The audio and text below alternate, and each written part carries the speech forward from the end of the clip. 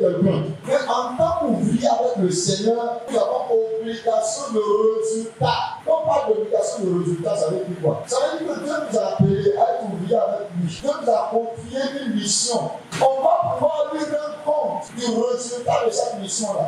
Qu'est-ce qu'on a fait? Comment on a fait? Et quel est le résultat de la mission qu'il nous a signée?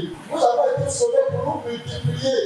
Quel est le résultat? Si aujourd'hui le Seigneur te demande à chaque fois, faisons le point, tu es converti, j'ai mis en toi un don pour gagner aussi des âmes, pour attirer aussi des âmes, pour amener aussi les personnes à te connaître. Faisons le point. Combien d'âmes tu m'as rapporté?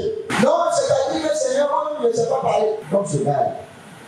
Ça veut dire que Dieu trouve des justificatifs, des raisons pour ne pas pour ne pas aller gagner des âmes à Christ, pour ne pas aller évangéliser, pour ne pas aller guérir les malades, pour ne pas aller délivrer les âmes, pour ne pas aller annoncer la bonne nouvelle, pour ne pas aller jeter leur frère et leur soeur. Il trouve toujours des occasions. Dans la maison du Seigneur, avec Dieu, il n'a pas fait évidemment, moi je ne sais pas faire, je ne sais pas faire cela. Nous avons obligation de résultat.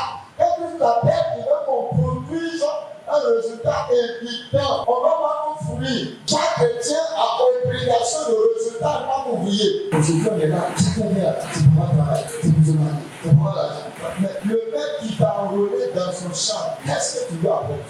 Comment aujourd'hui se lève pour dire oui, moi j'ai été sauvé. Non, moi aussi, je n'ai une personne à Christ. Moi aussi, on m'a évangélisé. Moi aussi, je n'ai pas évangélisé. Moi, on a pris moi, la ma délivrance. Moi, je vais atteindre ce stade. Moi aussi, je vais aller prier pour les gens. Je vais aller évangéliser. Je vais expliquer les gens soient guéris. Ils viennent dans la maison du Seigneur. Chacun rendra compte au maître. Tu vas dans le point devant le maître. Pendant que tu vas dans le monde, pendant que tu as donné à toutes sortes de vices, à toutes sortes de pratiques, il y a des gens qui sont priés pour toi, pour annoncer l'évangile, pour préparer les Jésus-Christ. Et on se dit, toi, tu es dans la maison du Seigneur.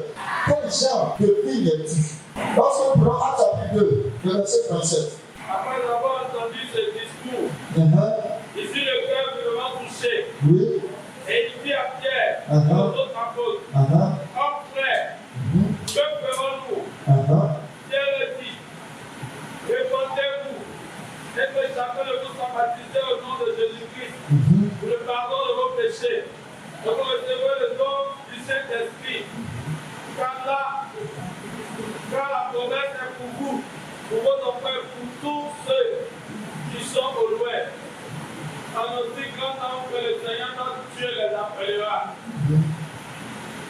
Et par plusieurs autres paroles, il conduirait et les exhortait.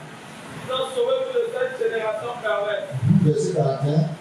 Ceux qui acceptaient sa parole furent baptisés, et en ce jour-là, le nombre des disciples s'augmenta d'environ 3000 âmes. Amen. Ceux qui acceptaient sa parole furent baptisés, et en ce jour-là, le nombre des disciples augmenta d'environ 3000 âmes. À combien ils étaient à la Sainte-Côte? Ils étaient combien? 120. Mais après la prédication de Pierre, ils sont retrouvés à plus de 3000 ans. Si tu ne vois pas une prédication se passer, tu es retranché. Allez donc dans le monde entier, faites des disciples. Tout ce que nous faisons, que ce soit le mariage que le Seigneur t'apporte, le travail que le Seigneur t'apporte, la santé même que le Seigneur t'apporte, les grâces, tout ce qu'on peut avoir comme bien, comme grâce, comme bénédiction. En fait, c'est pour nous aider dans le Seigneur, la mission que le Seigneur nous a confiée, d'aller partout pour faire quoi? Faire des disciples.